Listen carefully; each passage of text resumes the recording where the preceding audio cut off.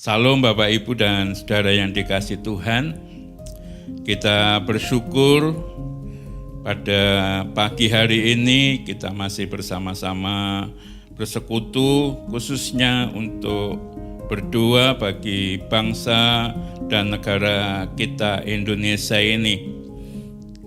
Maka mari sebelum kita berdoa kita akan merenungkan firman Tuhan. Kita akan membaca di dalam kitab Hagai.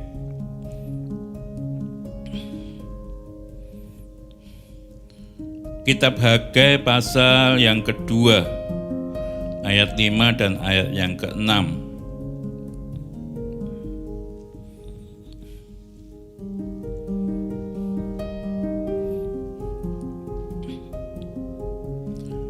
Demikian firman Tuhan, saya bacakan.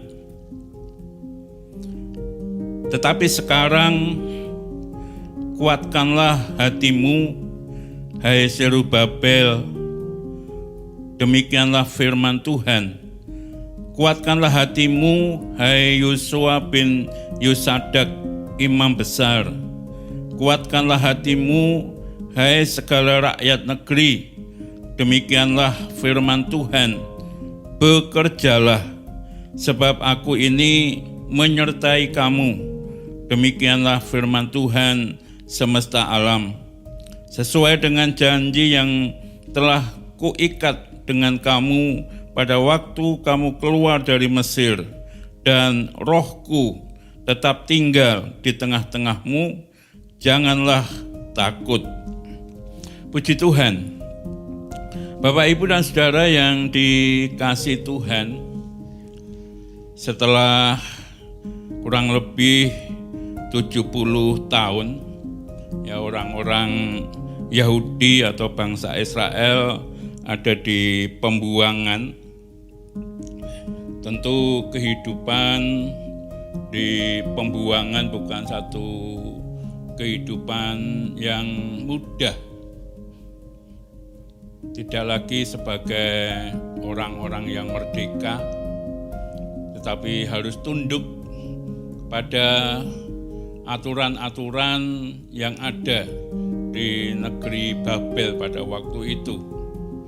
Dan itu sangat bertentangan dengan kehidupan sebagai anak-anak Tuhan. Tetapi itulah yang harus dihadapi oleh bangsa Israel, orang-orang Yahudi pada waktu itu, sekalipun memang ada beberapa yang kemudian diangkat memiliki jabatan-jabatan di kerajaan Babel dan lain sebagainya. Tapi secara umum orang-orang yang dibawa ke Babel adalah mengalami satu kehidupan yang tentu tidak enak, yang tentu tidak menyenangkan.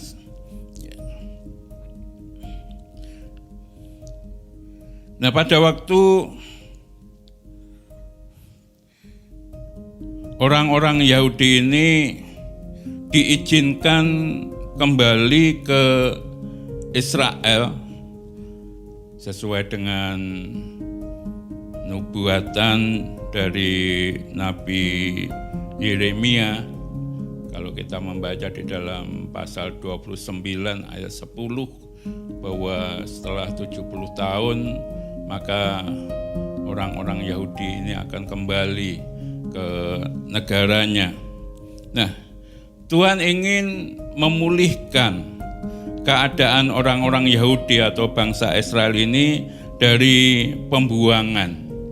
Maka melalui Nabi Hagai, Tuhan menyampaikan akan rencana dan kehendaknya bagi bangsa Israel. Ayat yang kita baca tadi, salah satu penekanannya selain Tuhan mengatakan kuatkan hatimu, hai Zerubabel, sebagai penguasa pada waktu itu di Yehuda. Demikian firman Tuhan, demikian juga disampaikan kepada Yosua sebagai imam besar, kemudian juga disampaikan kepada seluruh rakyat negeri itu, ya, kuatkan hatimu. Tetapi kemudian juga Tuhan mengatakan melalui Nabi Hagai, bekerjalah, bekerjalah,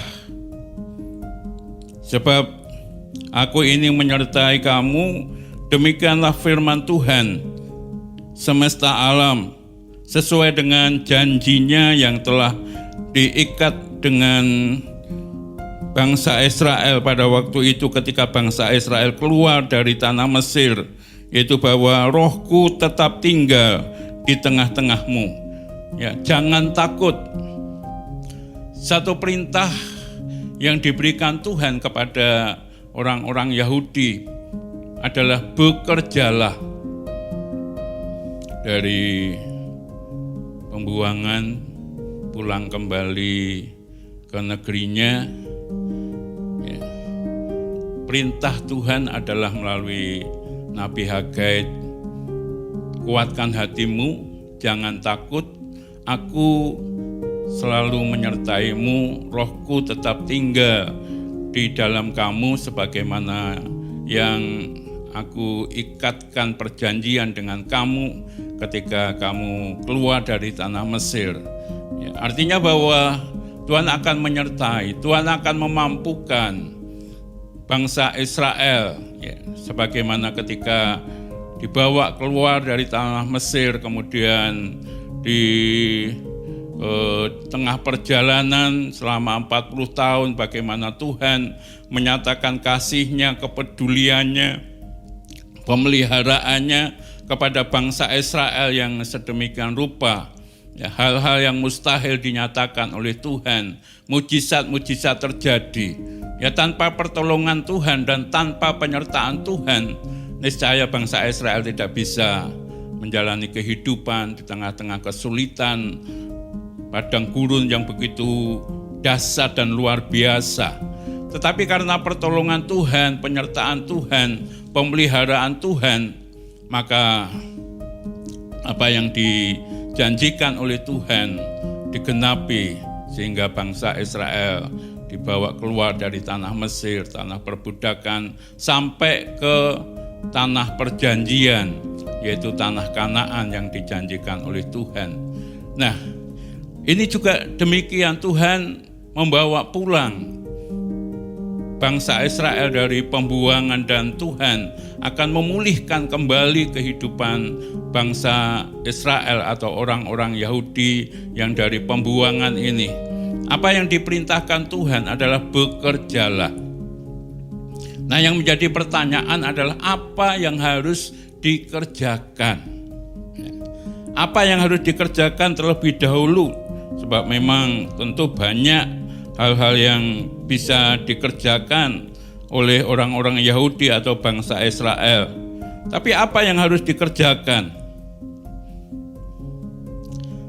Kalau kita membaca di dalam ayat yang ke-8 dari pasal yang pertama, ayat yang ke-8 dan ayat yang ke-12, ya dikatakan, jadi naiklah ke gunung, bawalah kayu, dan bangunlah rumah itu, maka aku akan berkenan kepadanya, dan akan menyatakan kemuliaanku di situ, firman Tuhan. Ayat 12, lalu Zerubabel bin Shealtiel dan Yosua bin Yosadak, imam besar, dan selebihnya dari bangsa itu mendengarkan suara Tuhan. Lalu mereka dan juga Allah mereka dan juga perkataan Nabi Hagai sesuai dengan apa yang disuruhkan kepadanya oleh Tuhan Allah mereka. Lalu takutlah bangsa itu kepada Tuhan. Yang harus dikerjakan pada waktu itu adalah membangun bait Allah yang sudah runtuh. Membangun bait Allah bukan untuk membangun rumah tinggal terlebih dahulu, tetapi membangun bait Allah. mereka oleh Tuhan diminta untuk naik ke gunung mencari kayu dan membawa kayu-kayu itu dan kemudian membangun rumah Tuhan. Dan apa yang difirmankan oleh Tuhan melalui Nabi Hagai ini kemudian dilakukan, ditaati oleh Zerubabel, Yosua dan rakyat atau orang-orang Yahudi pada waktu itu, dan mereka mengerjakannya.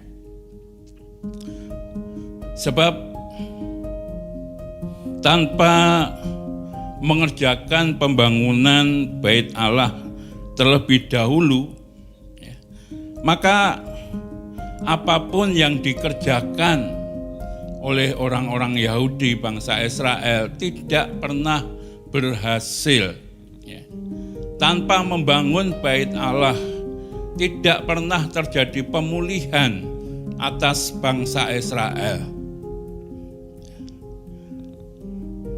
Kalau kita membaca di ayat-ayat sebelumnya dari kitab Hagai, mulai dari pasal 1 ayat 2, demikian dikatakan firman Tuhan sampai dengan ayat yang ke-6. Beginilah firman Tuhan semesta alam, bangsa ini berkata, sekarang belum tiba waktunya untuk membangun kembali rumah Tuhan. Maka datanglah firman Tuhan dengan perantaraan Nabi Hagai, bunyinya, apakah sudah tiba waktunya bagi kamu untuk mendiami rumah-rumahmu yang dipapani dengan baik, sedang rumah ini tetap menjadi reruntuhan? Oleh sebab itu beginilah firman Tuhan semesta alam, perhatikanlah keadaanmu. Kamu menabur banyak, tetapi membawa pulang hasil sedikit. Kamu makan, tetapi tidak sampai kenyang. Kamu minum, tetapi tidak sampai puas. Kamu berpakaian, tetapi badanmu tidak sampai panas. Dan orang yang bekerja untuk upah, ia bekerja untuk upah yang ditaruh dalam pundi-pundi yang berlubang. Kita lanjutkan ayat 9 sampai dengan ayat 11. Kamu mengharapkan banyak, tetapi hasilnya sedikit. Dan ketika kamu membawanya ke rumah, aku menghembuskannya. Oleh karena apa? Demikianlah firman Tuhan semesta alam.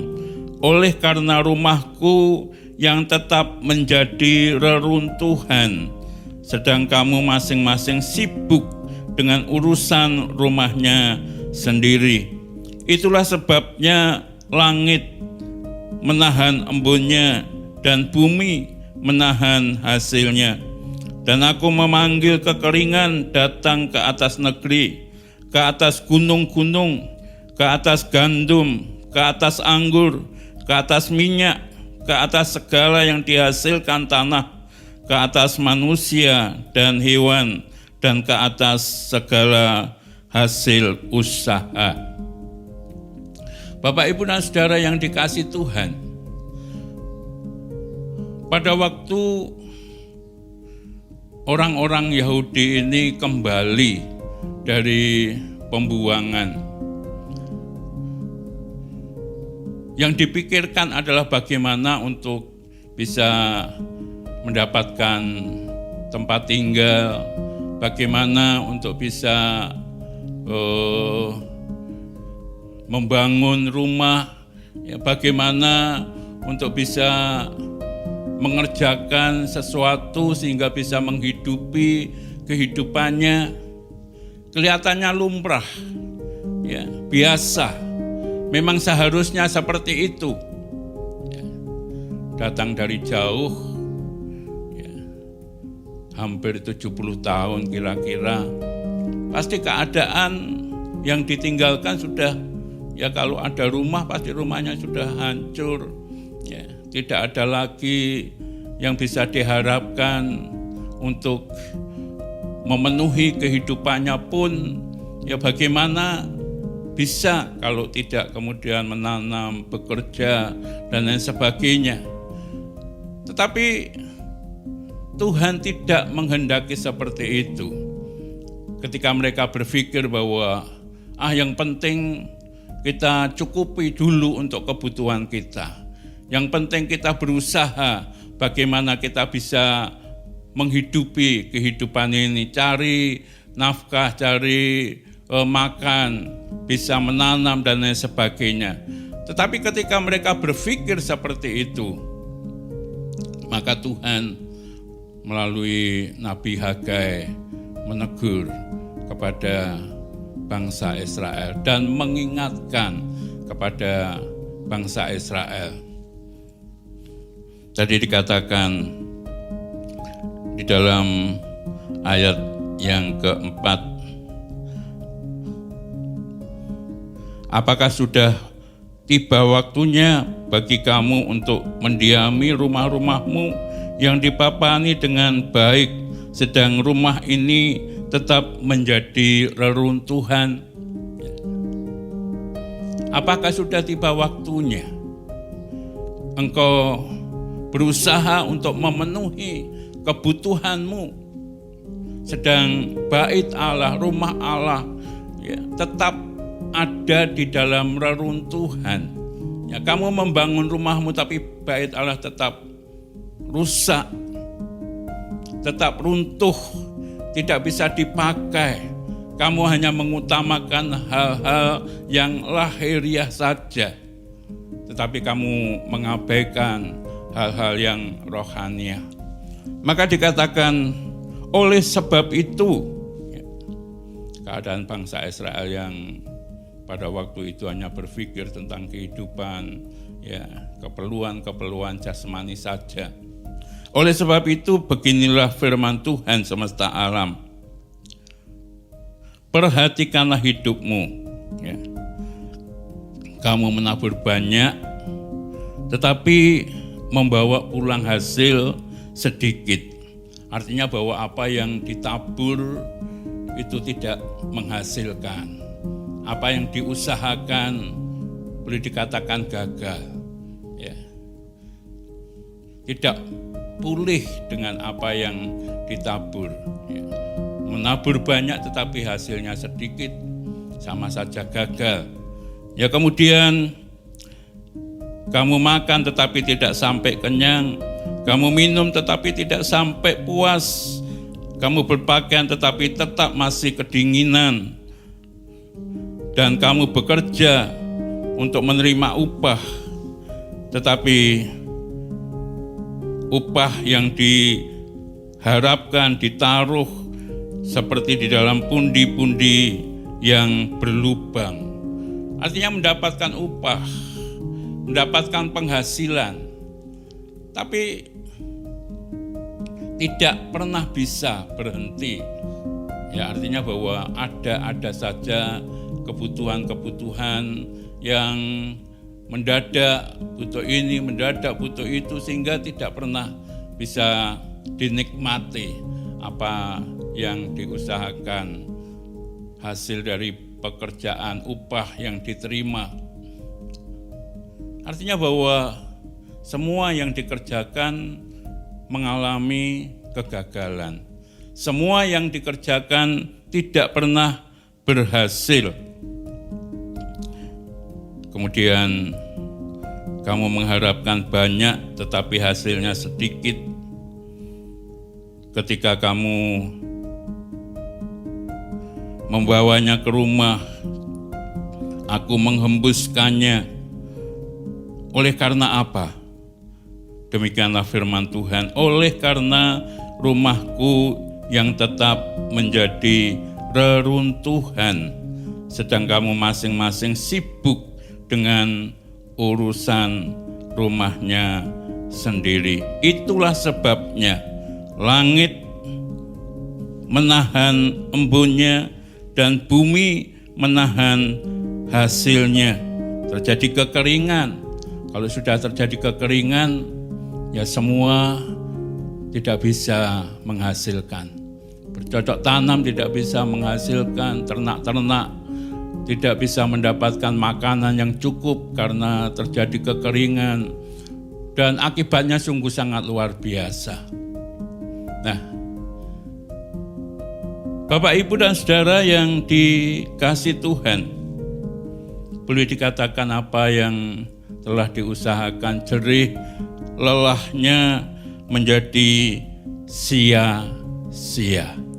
Karena hanya memikirkan, mengerjakan, mengutamakan perkara-perkara yang jasmani, kebutuhan-kebutuhan secara jasmani saja. Tuhan ingin bahwa orang-orang buangan yang pulang ini boleh membangun rumah Allah terlebih dahulu, membangun bait Allah terlebih dahulu, mengerjakan pembangunan bait Allah yang sudah runtuh terlebih dahulu, mengutamakan perkara-perkara yang rohani terlebih dahulu. Memang pada saat itu membangun bait Allah, mengerjakan bait Allah yang runtuh, yang tadinya sudah dibangun oleh Raja Salomo, ya, tetapi kemudian dihancurkan. Dan ketika orang-orang Yahudi bangsa Israel ini dibawa ke pembuangan, tetap ada di dalam reruntuhan, belum dibangun sama sekali. Tetapi juga bait Allah itu berbicara tentang tempat tinggal Allah, ya, di mana Allah bertahta, di mana Allah tinggal. Nah, di dalam surat 1 Korintus pasal 3 ayat 16, kemudian juga pasal 6 ayat 19,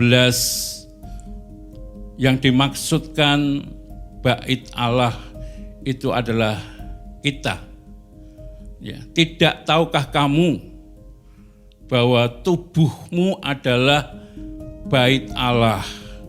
Tubuhmu adalah bait roh Allah, tempat tinggal Allah.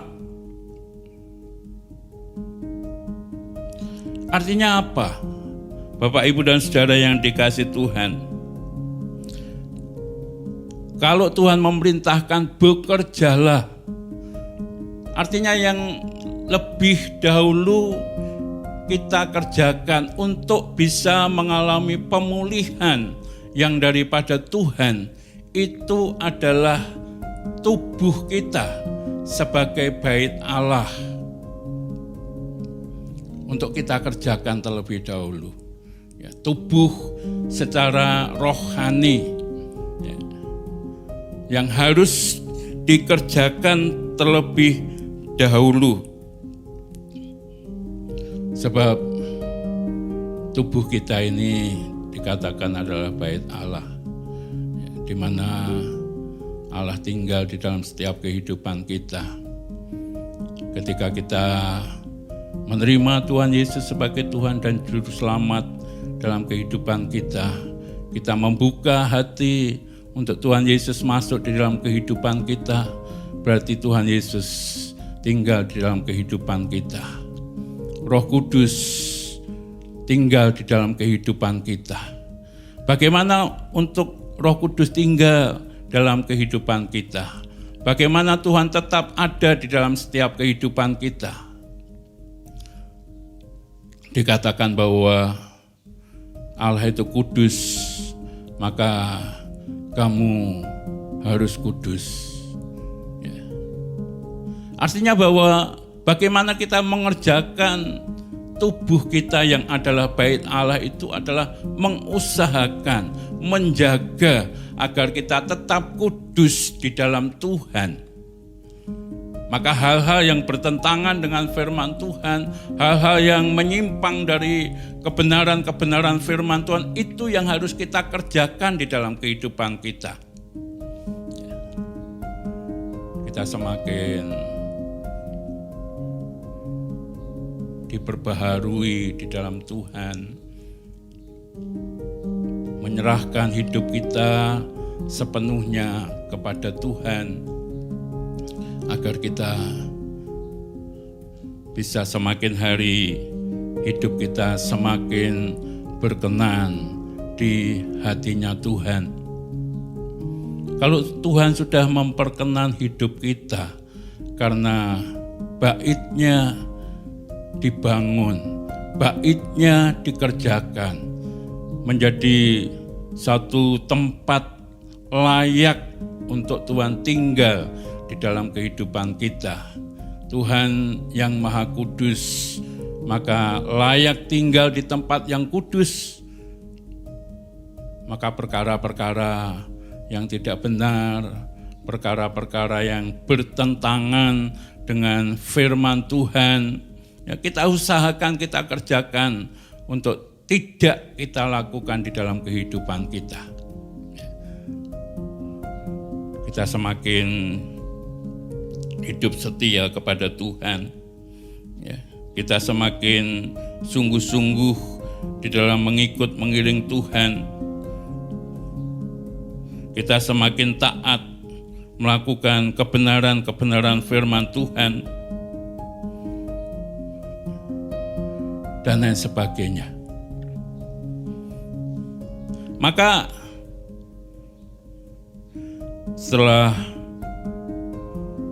bait Allah, tempat tinggal Allah, yaitu tubuh kita yang menjadi tempat tinggal Allah ini diperbaharui, dikerjakan, dibangun dari hari ke hari, sehingga layak untuk ditempati Allah, layak menjadi tempat tinggal Allah.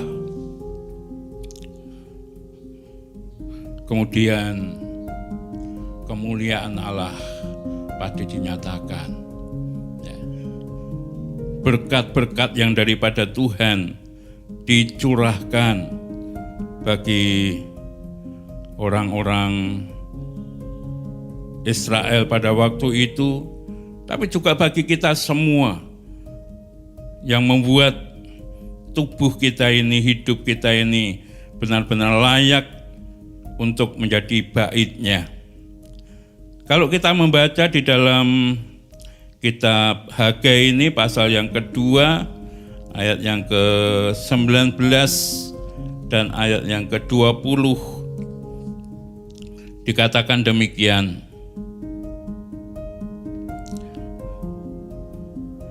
Perhatikanlah mulai dari hari ini dan selanjutnya, mulai dari hari yang ke-24 bulan ke-9, mulai dari hari diletakkannya dasar bait Tuhan. Perhatikanlah apakah benih masih tinggal tersimpan dalam lumbung, dan apakah pohon anggur dan pohon ara, pohon delima dan pohon zaitun belum berbuah. Mulai dari hari ini aku akan memberi berkat. Firman Tuhan. Ya. Saat pada hari di mana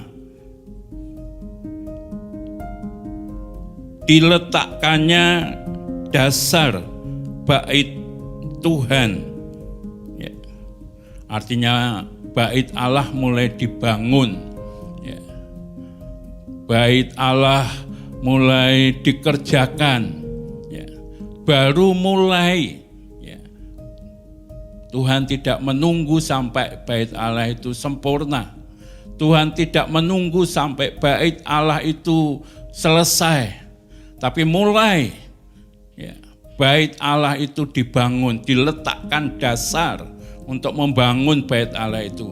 Mulai hari itu dan seterusnya, ya, Dan selanjutnya kata firman Tuhan, apakah benih masih tinggal tersimpan dalam lumbung? Artinya mulai bait Allah itu diletakkan dasar untuk membangun, maka Tuhan mencurahkan hujan. Kalau tadinya ada kekeringan yang berkepanjangan, tapi ketika bait Allah itu mulai dibangun, diletakkan dasarnya, maka mereka mengambil benih-benih itu dari lumbung dan kemudian mereka menebar benih itu. Dan kalau benih itu ditebar, disebar, pasti akan tumbuh dan akan menghasilkan buah-buahnya. Maka dikatakan, apakah pohon anggur, pohon ara, pohon delima, dan pohon zaitun belum berbuah? Mulai dari hari ini, aku akan memberi berkat. Artinya segala sesuatu yang diusahakan, segala sesuatu yang dikerjakan, pekerjaan-pekerjaan yang dikerjakan akan diberkati oleh Tuhan. Ketika bait Allah itu mulai dibangun, pada saat itu juga dan seterusnya, Tuhan akan memberkati setiap apa yang dikerjakan. Artinya bahwa pemulihan demi pemulihan terjadi. Berkat-berkat Tuhan dilimpahkan. Pertolongan demi pertolongan Tuhan dinyatakan. Perkara-perkara yang tadinya mustahil tidak menjadi mustahil. Yang tidak mungkin bisa menjadi mungkin karena Allah di dalam Tuhan Yesus dan Roh Kudus yang tinggal di dalam setiap kehidupan bait-Nya. Itu yang akan senantiasa menolong, menyatakan kuasa-Nya, memberikan hikmat kebijaksanaannya, ya, sehingga yang tadinya dikerjakan tidak menghasilkan, yang tadinya bekerja upahnya terus berlalu begitu saja seperti ditempatkan di tempat yang berlubang, ya. Tapi sekarang tidak, ya, sekarang tidak. Tuhan menyatakan berkat-berkat pertolongannya. Nah, Bapak, Ibu, dan Saudara yang dikasihi Tuhan,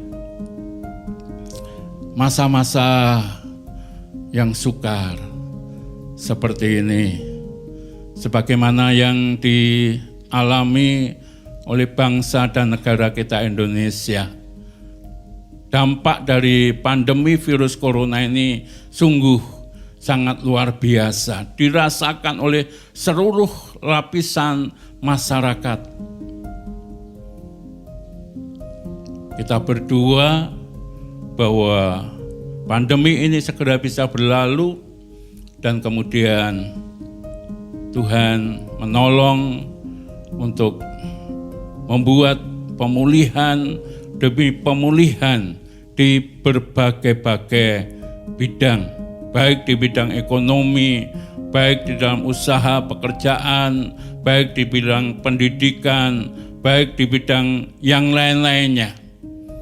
Nah, tapi kuncinya untuk bisa mengalami pemulihan yang daripada Tuhan, baik itu pemegang pemerintahan, baik itu imam-imam rohaniawan, baik itu seluruh rakyat, dikatakan di dalam kitab Hagai ini, mereka harus mengerjakan satu pekerjaan yang utama terlebih dahulu, yaitu membangun bait-Nya Allah. Kehidupan umat manusia yang tadinya hidup hanya mementingkan kepentingan-kepentingan secara lahiriah, secara jasmaniah, bukan berarti itu tidak perlu. Kita masih ada di dalam dunia, perlu untuk itu semua.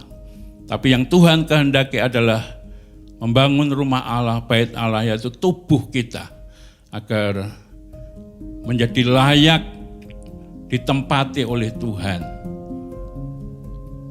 Dengan cara apa? Dengan cara menjaga kekudusan, ketaatan kita kepada Tuhan, hidup takut kepada Tuhan, berserah dan mengandalkan Tuhan di dalam kehidupan kita. Itu terlebih dahulu yang Tuhan kehendaki untuk kita lakukan bersama-sama. Ya. Bukan saja satu bagian, tapi semua tadi dikatakan. Ya. Sebagai penguasa, sebagai imam rohaniawan, tapi juga semua rakyat harus melakukan hal ini, membangun rumah Allah, membangun bait Allah. Bait Allah itu siapa ya? Bait Allah itu adalah pribadi-pribadi kita semua. Untuk bisa mengalami pemulihan yang daripada Tuhan, terlebih dahulu kita harus membangun bait-Nya. Setelah itu Tuhan akan menolong pemulihan-pemulihan yang lain. Ya. Di dalam segala bidang Tuhan akan memulihkan kembali, bahkan lebih baik daripada waktu-waktu yang lalu. Sehingga kemuliaan Allah dinyatakan, berkat-berkat Allah dicurahkan. Dan melalui hal itu khususnya bagi setiap anak-anak Tuhan, pasti akan menjadi kesaksian. Bahkan boleh membawa jiwa-jiwa untuk datang kepada Tuhan. Ya, puji Tuhan, biar kebenaran firman Tuhan ini menjadi berkat bagi kita sekalian. Haleluya, puji Tuhan. Amin.